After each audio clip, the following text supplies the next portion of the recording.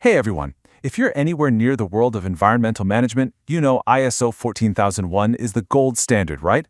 But what happens when that standard gets a major facelift? Well, the upcoming 2026 update is exactly that. And let me tell you, it's way more than a few minor tweaks. It's a whole new way of thinking about environmental performance. So in this explainer, we're going to break down exactly what these big changes mean for you and your company. Okay, let's be real for a second. Is your environmental management system, your EMS, a living, breathing part of your business? Or is it just a big binder of documents that only gets dusted off when you hear the auditors are on their way? The 2026 update is designed to force us to answer that question and to push us all away from that check-the-box mentality towards a culture of real, genuine environmental performance. So to make all these changes less abstract and more real, we're going to follow the story of a company we'll call ABC Manufacturing. Now, they have a certified EMS, but they're stuck. They're struggling to make it more than just a tool to stay compliant. Their journey, from being driven by procedures to being driven by actual performance, is going to be our roadmap through this new standard. Right. First things first. You have to understand that this isn't just an update. It's more like a complete reimagining of what an EMS should even be. The 2026 standard introduces a new philosophy, one that really challenges companies to look up from their own factory floor and think about their role in the much, much bigger environmental picture. And if you want to boil it all down to one single core idea, this is it. It's all about the shift from asking, did we fill out the form correctly, to asking, are we actually making a difference? It's about moving past the paperwork and using your EMS as a strategic tool to get measurable improvements and, honestly, to make smarter business decisions. So, this huge shift in thinking all starts with a change in perspective.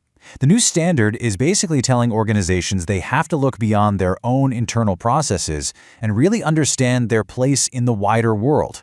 This means you got to start thinking about your environmental impact in a much, much broader context. The new Clause 4.1 forces a two-way conversation. See, it's not just about how your business impacts the environment anymore. Now, it's also about how big environmental factors, things like climate change, water scarcity, or extreme weather, could actually impact your business. Getting this deeper understanding is the new foundation for a truly strategic EMS. So here's exactly how our friends at ABC Manufacturing put this into practice. They're not just making a random list of environmental issues. No, they are connecting them directly to business risks and then coming up with targeted responses. See that? Water scarcity isn't just some abstract idea. For them, it's a direct threat to production, and that leads them to a water reuse project. That is the kind of crystal clear logical link the new standard is looking for. All right, moving on to Clause 4.2. The standard now demands a much tougher approach to your stakeholders. It's not good enough anymore to just list who they are. You have to justify why their needs are relevant to your EMS. ABC's analysis of the local community is a perfect example. Controlling odor isn't a legal thing for them, but they've flagged it as a significant EMS risk that they absolutely need to manage. It's that kind of critical thinking that takes an EMS from a chore to a strategy.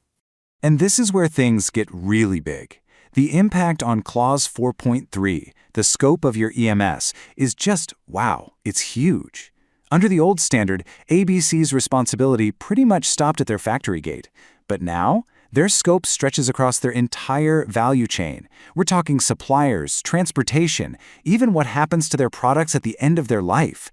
This is a massive expansion of environmental responsibility. Okay, so with this bigger, wider worldview comes the need for a much more integrated way of planning. The new standard wants us to move away from thinking in silos and demands a proactive, holistic approach to managing our environmental impacts.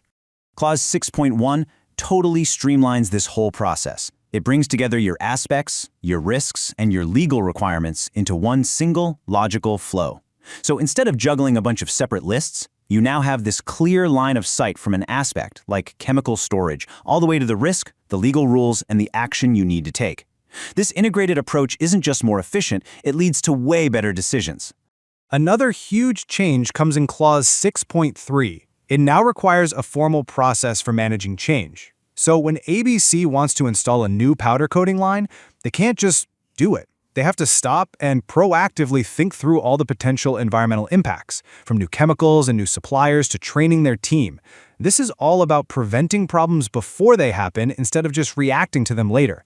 So we've seen how the scope, that bubble of responsibility, has gotten a lot bigger. Now, let's dig into how the new standard requires you to actively manage environmental impacts that happen outside your direct control, out there in your value chain. Clause 8.1 makes it crystal clear. You are now responsible for the environmental performance of your key external providers. This means ABC has to do more than just pick the cheapest supplier. They have to actively evaluate their subcontractors, they have to put environmental clauses into their contracts, and they have to verify their waste contractors' licenses are legit. This is all about using your influence to drive better environmental performance across your entire supply chain. And finally, let's get to the good part. Let's look at how the 2026 updates close the loop and make sure that all of this new thinking actually translates into real, tangible, continuous improvement. This is where the EMS stops being a static system and becomes a dynamic engine for getting better. Now, this might seem like a small change in Clause 9.2.2, but it is absolutely crucial. Internal audits must now have a defined objective. This means we move beyond just checking if a procedure was followed.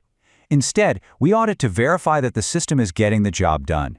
It's the difference between asking, "Did we follow the rules?" and asking, "Are we actually preventing spills and cutting our energy use?" See the difference? And all of this great new information doesn't just sit in a report. It feeds directly into a much smarter management review under Clause 9.3. The agenda for top management now includes all these critical new topics, making sure that leadership has a complete, holistic view of the company's environmental performance. This turns the management review from just another meeting into a real forum for strategic decision-making. And that brings us to the ultimate goal, the whole point of the 2026 update, which is all wrapped up in the new Clause 10.1. The focus shifts away from just reactively closing out corrective actions to proactively demonstrating that you've enhanced your environmental performance. This is the payoff. This is the culmination of that entire journey from paperwork to real performance. And here it is. This is the result of ABC's journey. Look at these targets. They aren't just vague goals. They are specific, they are measurable, and they are directly linked to the risks and opportunities they found along the way. This is what a high-performing EMS looks like. It's no longer a binder on a shelf, it's a powerful strategic tool that drives real business value. So when you think about the transition to ISO 14001-2026, don't think redesign from scratch. Think upgrade. It's all about strengthening those connections between your environmental goals and your overall business strategy. And finally transforming your EMS from an obligation into a core driver of your success. So, we've followed ABC's story, and we've seen how the journey from paperwork to performance is tough, but totally worth it. So the question for you now is, when you look at your own organization, where is the single biggest opportunity to use these changes and unlock the true potential of your environmental management system? Thanks for watching.